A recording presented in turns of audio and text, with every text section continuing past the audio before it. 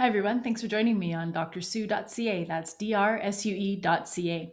Today, we're talking about whether GLP-1 medications could improve asthma in people with obesity. People with obesity are at a higher risk of having asthma. Population based studies suggest that women with obesity are at a particularly higher risk of asthma, about 15% versus 8% in women without obesity. And men with obesity are at a slightly higher risk of asthma as well, about 7% versus 6% in men without obesity.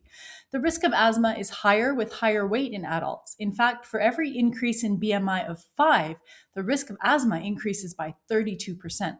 For some people, obesity comes first and asthma comes later. For others, obesity begins after the asthma, which could be related to medications used to treat asthma that can cause weight gain, like steroids. So today's question is whether GLP-1 medications could improve asthma in people with obesity. In retrospective studies, meaning looking back in time, adults with type 2 diabetes, which goes hand in hand with obesity in most cases, and adolescents with obesity using GLP 1 medications had fewer asthma exacerbations versus comparator groups not using GLP 1s. Another interesting database study, and all of these are linked in my blog today, so be sure to check that out on drsue.ca.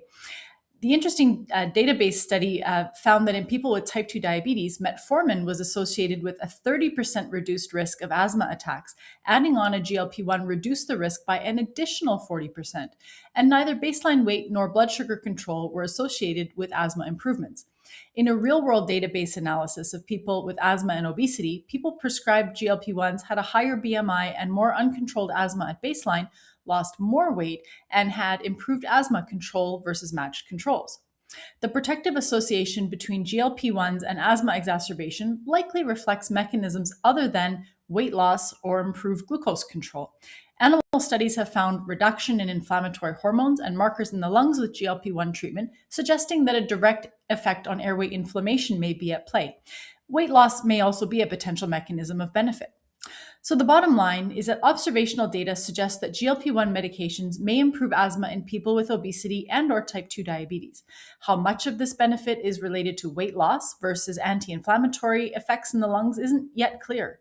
GLP-1 medications may present a promising systemic and holistic approach to asthma and related metabolic disease in people with obesity, with the opportunity to improve metabolic health and inflammation in airways in a holistic way. Dedicated studies of GLP 1 medications in people with asthma are very much needed. That's all for today. Thanks for joining me. Check out my website, drsue.ca.